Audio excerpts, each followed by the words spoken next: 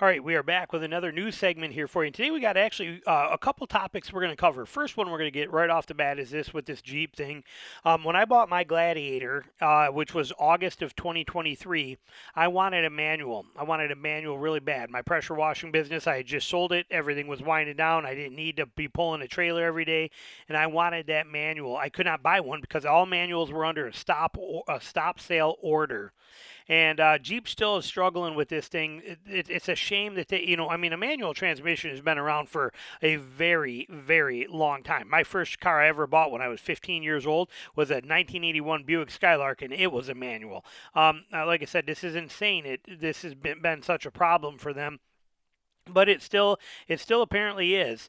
But Jeep did do one good. They are doing something cool that you would probably never ever see somebody like Toyota do or Ford with how they are with their stuff, which is really cool in here. But first, let's talk about this. So the Jeep, the manual transmission has gave some problems. It's even caused a couple of them to catch on fire. You can see here.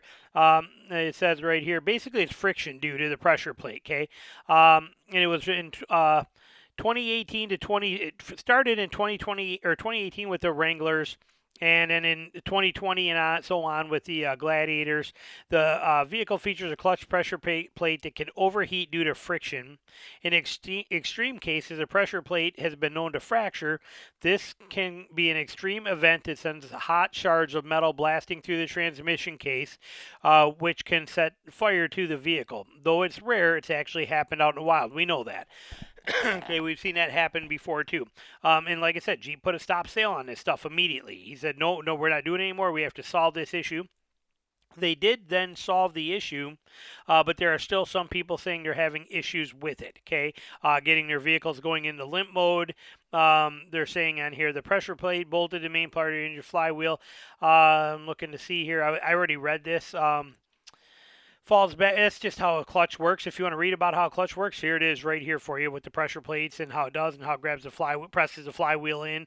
But here's a diagram even here for you too, kind of show you what's happening here. But basically, their problem is that this pressure plate is riding on there and it's causing too much friction and it's overheating, and they're having a problem making this work, and they've been fighting with it for a long time.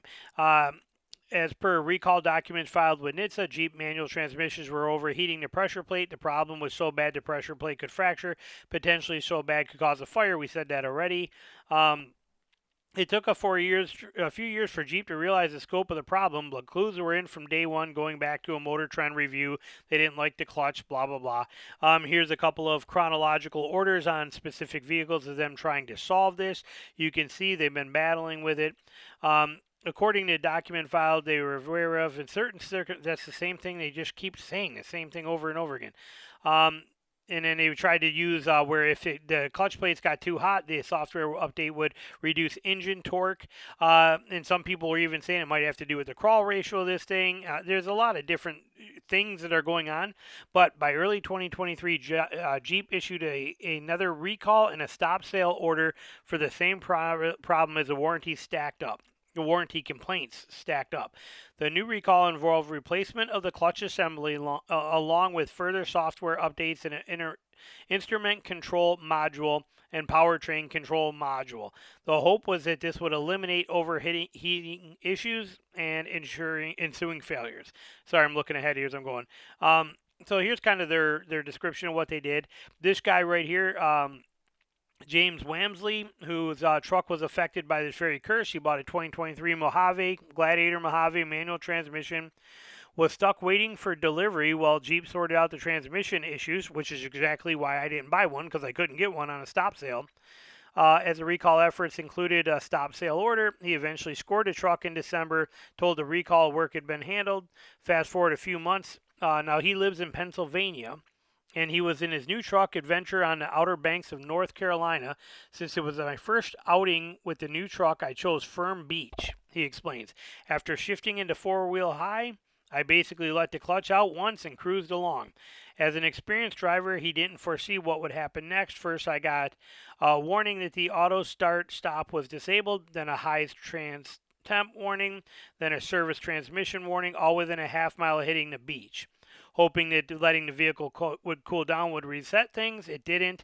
The vehicle went into limp mode and severely limited torque, basically making it not drivable. He had to take it into a dealer who reset it for him.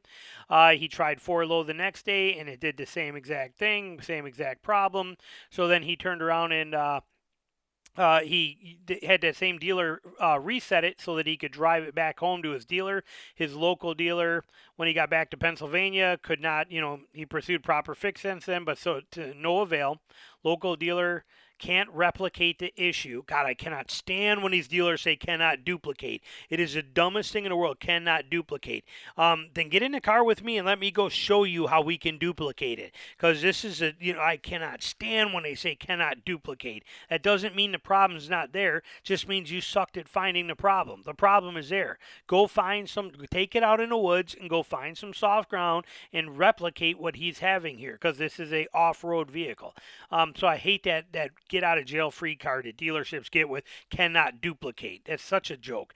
Anyway, he still VinCheck, he confirmed that the recall was on there. He's stuck with it, keeps throwing errors when he does that. He's got a hold of Jeep, diving in deeper with Jeep, and Jeep was they were going back and forth right here. Jeep's customer retention team agreed service tech assistance, resource star case, open it up. No problem found. There's nothing they can do. Again, same thing. They're not finding any issues because of the dealers. It's kind of a nightmare, okay? Kind of a stupid nightmare. This is ridiculous, and we got to deal with all these things. And like all videos that I give you, I am unbiased towards anything. Even though I own one of these, I will equally rip on every single brand and manufacturer out there. None of them are safe, and they do stupid things. Unfortunately, Jeep cannot get this manual transmission set up and working for some reason in the Wranglers and the Gladiators. But one cool thing they did that they've been doing here, as you can see down here, we got to go way down at the bottom of this. Down here, okay, there's people that are throwing in. See, there's people that are going the aftermarket route. Okay, others are throwing their hands in and sought external help. Many in the group, on this Facebook group, have had aftermarket clutch kits installed as a solution to the issue. Some have had success getting Jeep to reimburse them for replacements handled by outside workshops. That's pretty. Others have not been so lucky. I'm sure of that, but that's interesting. Some have had success getting Jeep to reimburse them for replacements handled by outside workshops. Okay, and keep in mind, we're not talking about cheap little, this isn't replacing spark plugs. Anywhere from $2,500 to $4,000 on these vehicles to get this done. And Jeep is paying to solve that problem. That's pretty cool. Now, I'm not happy that Jeep hasn't solved this on their own yet. This is a very simple situation here. Fix it. Like I said, a clutch has been around for a long time. Why doesn't Jeep just hire or what's the word I'm looking for? Contract these other clutch kits to put the clutch in there for them. I mean, there's a reason for this, but but like I said, Jeep is reimbursing these guys $3,100 for the swap to an aftermarket clutch kit. That's kind of cool. That's pretty cool that Jeep is actually stepping up and doing that, especially in today's world. But it is still really bad that we got to deal with this with Jeep. This is very, very sad. So anyway, something to think about. This matter with the Gladiators and the Wranglers with a manual transmission. Some are getting them fixed. Sometimes that fix is not working. Some people are going to aftermarket. When they go to aftermarket, some of them are being reimbursed by Jeep. So there's that. Now we're going to move on because we're already 9 minutes in. This one I found very, very interesting. Okay, very interesting. 10 cars that do not lose much value after 1 year of ownership. Okay, now I take all of these things like this with a serious grain of salt. But let's look at this list for a second because it is very interesting. So they're talking about 1 year. Okay, 1 year of ownership, how much they will lose. Okay, even say here, some cars even lose close to half their value in a single year. So let's dive into this. 2024 Mazda CX, depreciation after 1 year, $4,000 or 4%. Look at this. That is very impressive, and you can see the 3 year and the 5 year difference. But that is very impressive, and that's the worst one on the list. That is very impressive. Moving down from there, okay, the Volkswagen Golf GTI, they're saying 3%. Here's the numbers right here for you. We're going to go through this quick. Okay, and they're collecting this from Volkswagen Car Edge, they say up here. Car Buzz, they're saying where they're getting this information from. And this is based on them driving 12,000 miles annually. Okay, that's more than most leases are today for most lease deals that you see on there. That's pretty, this car, you could buy this car, anything on this list, every car on this list, because this is the worst one. Every car on this list, you could buy it, drive it for a year with 12,000 miles on it, and it will cost you 1/3 of what it would cost you to lease it for 1 year. It's unbelievable. So, anyway, diving in here, we're going to keep going for that. So we got the Golf, the Tahoe, only 3% after 1 year. Very impressive. Very, very impressive. Look at the numbers here. Okay, that is pretty awesome. Moving on from there, and again, you can read this. All you got to do is go type in up here as you see it, top speed. Just go type top speed, 10 most right here, whatever it is. Just type in these keywords. 10 cars that don't lose much value after 1 year. So I got to type in. It'll pop this article up for you. So anyway, so we got the Tahoe there. Moving on from there, we got the Chevy Blazer. Okay, interesting. And only 3% lost. That's very impressive. Going down from there, we got the Ford Ranger. Okay, 2024 Ford Ranger. Again, small drop in that too. They're calling that a 3%. The Kia Rio, 2% on a Kia Rio.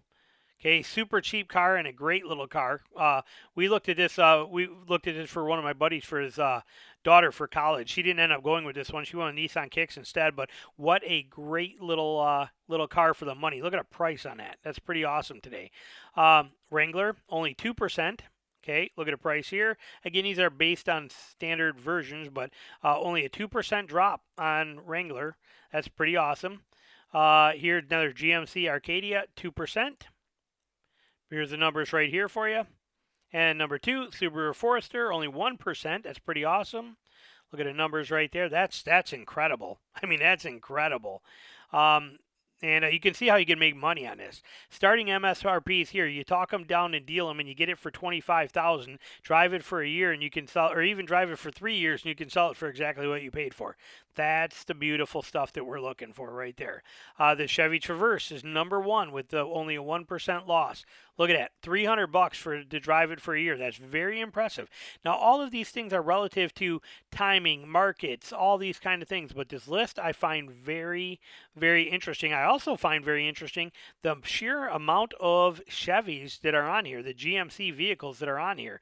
That are here. What do we got? We got 1, 2, and out of the top 10, we got 2, 3. And 4 of them, almost half of them are GMC products. So let that sink in for whatever it's worth. Put as much faith or as little faith as you want in these these lists, but this one I found very, very interesting. All right, we got to hurry. We're getting lost here in time. Next one, GM releases a fix for the 24 Silverados and Sierra's rear body sheet metal split. Now, most of you guys will never even know this happened because most of the vehicles they're seeing it on are still at the dealerships, or they are in transit to dealers or still actually at Chevy factories. So it is not a recall, but it is a TSB, a technical service bulletin, where they are going to repair these. They say they will also have every dealership will inspect every single one. Takes 12 minutes to complete this check to find out if there's any cracks there caused by this issue. And if the damaged sheet metal is there, they are going to fix it. The process of correctly fixing this torn sheet metal requires approximately 10 hours of service. But like I said, most of you guys will never even know this exists because it is a technical service bulletin, not a recall. And because these vehicles, should be noted that the number of units is very low compared to the quantity of available trucks. It's unclear which one of these plants it came from, but most of these trucks are sitting there. And they have subject condition. Half of these vehicles are vehicle population currently in dealer possession or in transit to dealer lots. So these are going to be fixed ahead of time. But GM is on it. Technical service bulletin being there, they are going to take care of it. They don't give us any more info on it, where it's at or what it is. But if you are owning or buying one of these and you want to look it up, might not be a bad idea to check into. Last one right here real quickly to finish it out.